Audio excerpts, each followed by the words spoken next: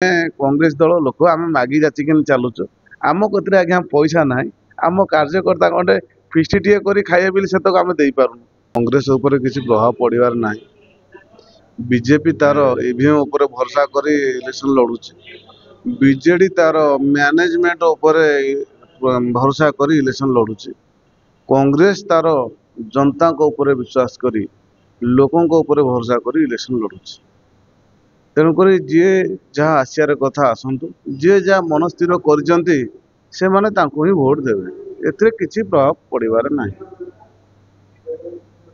तो आगामी कांग्रेस कांग्रेस किसी नेता को सुযোগ दिया सीमित तो ना मुझे आसिक प्राय 15-20 दिन है अच्छी सबू नेता मान देखुची कि आदिन रोच जाऊँ पुणी आसुँच किसी लोक पड़क भी अच्छा सेटा आमूलक नुह देखु ओबीसी मान सहित ये जो दुईटी सरकार जहाँ को देखू देख से बीजेडी बीजेपी एक से माने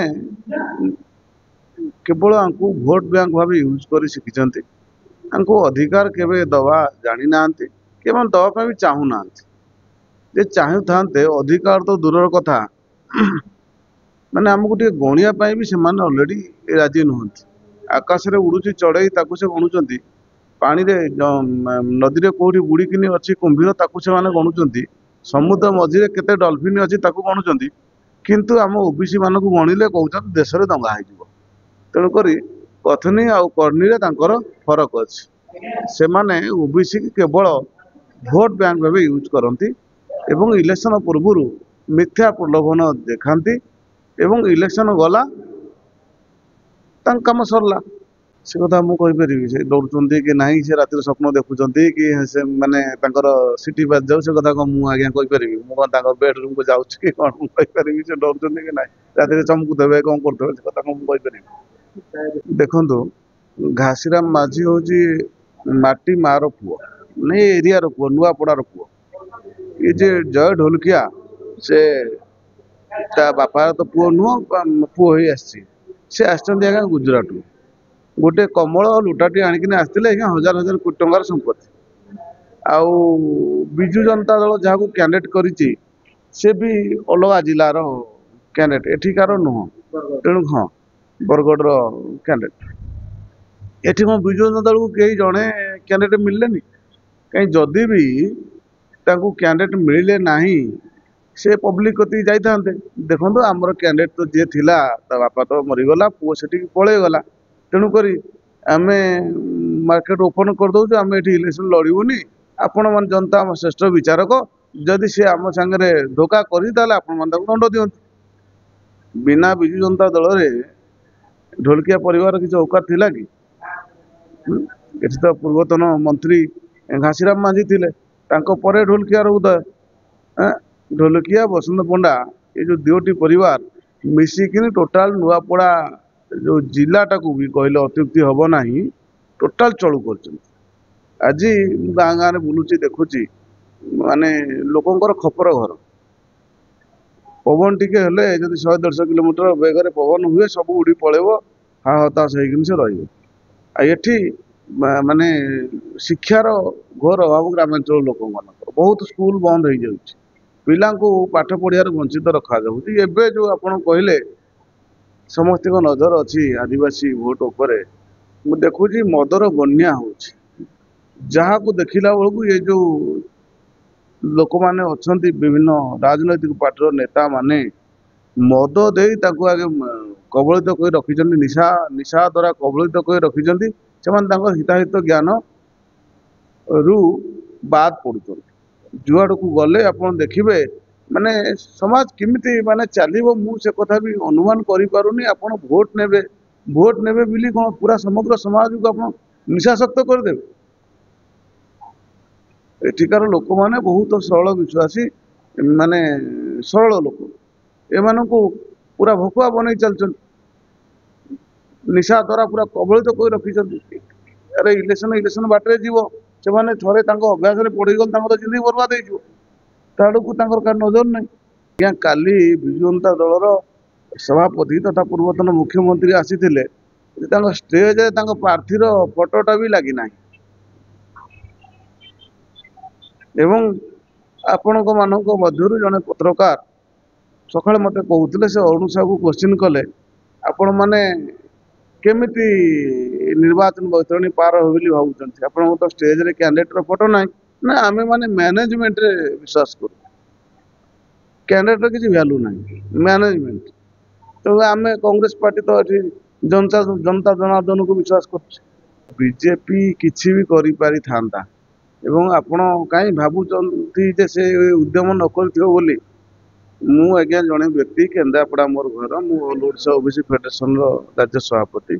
ବିଜେପି ଦଳର ବହୁତ କର୍ମକର୍ତ୍ତା ମାନେ, କାର୍ଯ୍ୟକର୍ତ୍ତା ମାନେ ଇଲେକ୍ସନ ପୂର୍ବରୁ ମୋ ପଛରେ ବି ପଡ଼ିଥିଲେ, ତମ ସିବି ଦିଅ ଟିକେଟ୍ ନେବ। ତେଣୁକରି ବିଜେପି କି ଯୋଉଠି ଟିକିଏ ସ୍ୱାର୍ଥ ଦେଖାଯିବ ସେମାନେ ସେଥିରେ ବାଦ୍ ପଡ଼ିବେ ନାହିଁ। ହୁଏତ ଏଥିରେ ଘାସିରାମ ମାଝୀ ଯିବାକୁ ରାଜି ହେଇନଥିବେ, ତେଣୁକରି ସେ ତାଙ୍କୁ ଏବଂ ଏଠି କଂଗ୍ରେସ ତାଙ୍କୁ ଜିଲ୍ଲା ସଭାପତି ଡିକ୍ଲେୟାର କଲା ଏବଂ କ୍ୟାଣ୍ଡିଡେଟ୍ ସବସେ ପହଲେ ତାଙ୍କୁ ଡିକ୍ଲେୟାର କଲା। ତେଣୁକରି ତାଙ୍କୁ ସୁଯୋଗ ମିଳିନଥିବ ଏବଂ ସେ ଉଦ୍ୟମ ତ ନିଶ୍ଚିତ କରିଥିବେ, ଏଥିରେ କିଛି ସନ୍ଦେହ ନାହିଁ।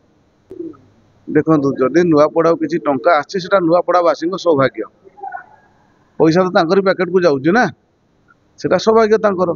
ତେଣୁ ସେମାନେ ବି ଚାହିଁବେ। କୁହାଯାଉଛି ଯେ ଦଳୀୟ କର୍ମୀ ମାନେ ଚାପି ଦଉଛନ୍ତି, ନେତାମାନେ ଚାପି ଦଉଛନ୍ତି। ଦେଖନ୍ତୁ, ଆମେ କଂଗ୍ରେସ ଦଳ ଲୋକ, ଆମେ ମାଗି ଯାଚିକିନି ଚାଲୁଛୁ। ଆମ କତିରେ ଆଜ୍ଞା ପଇସା ନାହିଁ। ଆମ କାର୍ଯ୍ୟକର୍ତ୍ତା ଖଣ୍ଡେ ଫିଷ୍ଟିଟିଏ କରି ଖାଇବେ ବୋଲି ସେତକ ଆମେ ଦେଇପାରୁନୁ।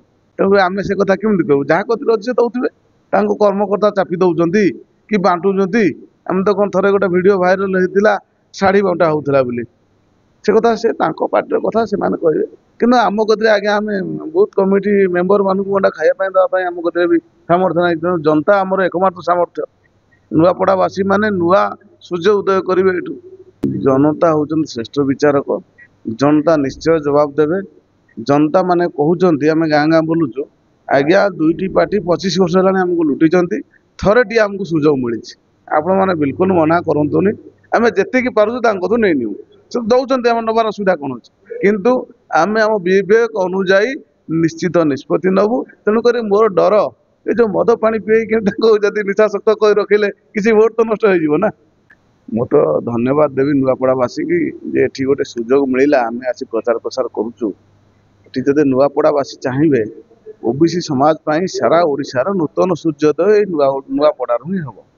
ଏଠି ଆଦରଣୀୟ ପୂର୍ବତନ କେନ୍ଦ୍ରମନ୍ତ୍ରୀ ତଥା ବର୍ତ୍ତମାନର ପ୍ରଦେଶ କଂଗ୍ରେସ କମିଟିର ଚେୟାରମ୍ୟାନ୍ ଶ୍ରୀଯୁକ୍ତ ଭକ୍ତଚରଣ ଦାସ ଆମମାନଙ୍କ ସହିତ ଆମର ଶହ ଶହ କାର୍ଯ୍ୟକର୍ତ୍ତାଙ୍କ ସମ୍ମୁଖରେ ବାଦା କରିଛନ୍ତି, ଯଦି ଏଠି କଂଗ୍ରେସ ପାର୍ଟି ଜିତିକିନି ଆସିବ, ଏଟା ତ ଏକ ପ୍ରକାର 29ର ସେମିଫାଇନାଲ ଏବଂ 29ରେ କଂଗ୍ରେସ ସରକାର ହେବ। ଓବିସିକୁ ଯୋଉ ଧର୍ମେନ୍ଦ୍ର ପ୍ରଧାନ କହୁଥିଲେ ଇଲେକ୍ସନ ପୂର୍ବରୁ, ଧର୍ମେନ୍ଦ୍ର ପ୍ରଧାନ ଏବଂ ତାଙ୍କ ଓବିସି ସଭାପତି ସୁବ୍ରତ ବିଶ୍ୱାଳ, ସରକାର ଆସିଲେ 27% ରିଜର୍ଭେସନ ଦେବୁ, ସେ ତ 1% ବି ବଢେଇଲେନି। ଭକ୍ତ ଦାସ କହିଲେ, ଆମର ଗଭର୍ଣ୍ଣମେଣ୍ଟ ଯଦି ଏଠି ଆସେ ତାହେଲେ ଓବିସି କି ଆମେ 42% ରିଜର୍ଭେସନ ଦେବୁ। ଏଟାକୁ ଆପଣମାନେ ବିଶ୍ୱାସ କରନ୍ତୁ। ଆମର ପିଭି ନରସିଂହରାଓ ଗଭର୍ଣ୍ଣମେଣ୍ଟ ଥିଲାବେଳେ କେନ୍ଦ୍ରରେ ଆମେ ତାମିଲନାଡୁରେ 42% ଦେଇଥିଲୁ। ବର୍ତ୍ତମାନ ଆମେ ତେଲେଙ୍ଗାନାରେ 42% ଅଲରେଡି ଦେଇ ସାରିଛୁ ଏବଂ କର୍ଣ୍ଣାଟକରେ ଆମର ପ୍ରୋସେସ ଚାଲୁ ଅଛି ଜାତିଭିତ୍ତିକ ଜନଗଣନାର। ସେଟା କମ୍ପ୍ଲିଟ ହେଇଗଲେ, ଡାଟା ସାର୍ବଜନୀନ ହେଲା ପରେ ଆମେ ବି କର୍ଣ୍ଣାଟକରେ 42% ଦେଇଦେବୁ। ଏଠି ଓଡ଼ିଶାକୁ ଯେତେବେଳେ ସରକାର ଆସିବ ଆମେ ଦେଇଦେବୁ। ବାକି ସେଣ୍ଟ୍ରାଲ ଗଭର୍ଣ୍ଣମେଣ୍ଟ ଆସିଲା ମାନେ ଆମେ କାଷ୍ଟ ବେସ୍ ସେନ୍ସସ୍ କରିବୁ। ତେଣୁକରି ଖାଲି ସେତିକି ନୁହନ୍ତି, ମାନେ ହାଇସ୍କୁଲ ଏବଂ କଲେଜରେ ମଧ୍ୟ ଓବିସି ବର୍ଗର ଛାତ୍ରଛାତ୍ରୀ ମାନଙ୍କର ସୁବିଧା ପାଇଁ ହଷ୍ଟେଲ ମାନ ଖୋଲିବାକୁ ବି ସେମାନେ ନିଷ୍ପତ୍ତି ନେଇଛନ୍ତି। ଆହୁରି ମଧ୍ୟ ନୂଆପଡ଼ାରେ ଗୋଟେ ଓବିସି ଭବନ, ଅତ୍ୟାଧୁନିକ ଓବିସି ଭବନ କରିବା ପାଇଁ ଆମମାନଙ୍କୁ ପ୍ରତିଶ୍ରୁତି ଦେଇଛନ୍ତି। ତେଣୁକରି ଆମେ ଏଠି ଆସି ସବୁ ଦଳର ଲୋକମାନଙ୍କୁ ଭେଟୁଛୁ, ସବୁ ଦଳର କାର୍ଯ୍ୟକର୍ତ୍ତାଙ୍କୁ ଭେଟୁଛୁ ଏବଂ ମୋର ସଂଗଠନର ଜଣେ ବନ୍ଧୁ ହିତେଶ ବଗର୍ତ୍ତୀ ନିକଟରେ ଖରିଆରର କ୍ୟାଣ୍ଡିଡେଟ୍ ହେଇଥିଲେ, ଆଗରୁ ବିଧାୟକ ହେଇଥିଲେ, ଏଥର ବାହାରିଛନ୍ତି। ମୁଁ ତାଙ୍କୁ ଥରେ ଫୋନ କରି ପଚାରିଲି, ହିତେଶ ଭାଇ, ଏଠୁ ଲମ୍ବୋଦର ନିହାଲ ବିଜେଡିରୁ, ଧନୀରାମ ସାହୁ ବିଜେଡିରୁ, 2 ଜଣ ଓବିସି ନେତା ଆପଣଙ୍କ ଦଳକୁ ଗଲେ, କ'ଣ ସେଠି ସେ ଲାଭ ପାଇଲେ?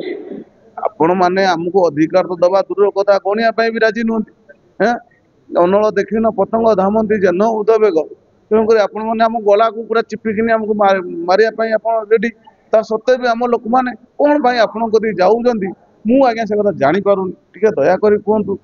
କହିଲେ କ'ଣ ତୁମେ ଜାଣିପାରୁନା? ମୁଁ କହିଲି ଏଟାକୁ ଯେତେବେଳେ ମୋତେ ସୁଯୋଗ ମିଳିବ ମୁଁ ପତ୍ରକାର ବନ୍ଧୁ ମାଧ୍ୟମରେ ଆପଣଙ୍କୁ ଏ ପ୍ରଶ୍ନଟା ପଚାରିବି, ଆପଣ ଟିକେ ରେଡି ଥାଆନ୍ତୁ ଆର ଉତ୍ତର ଦେବା ପାଇଁ। ମାସେ ଭଲେ 15 ଦିନ ଆଗରୁ ମୁଁ କହିଦେଉଛି, ଆପଣ ପ୍ରିପେୟାର ହେଇଥାନ୍ତୁ ଯେ ଆପଣ ଓବିସି ପାଇଁ କ'ଣ କଲ୍ୟାଣମୂଳକ କାର୍ଯ୍ୟ ମାନେ ସବୁ ହାତକୁ ନେଇଛନ୍ତି ତାକୁ ଟିକେ ଆପଣ ଜଣେଇବେ।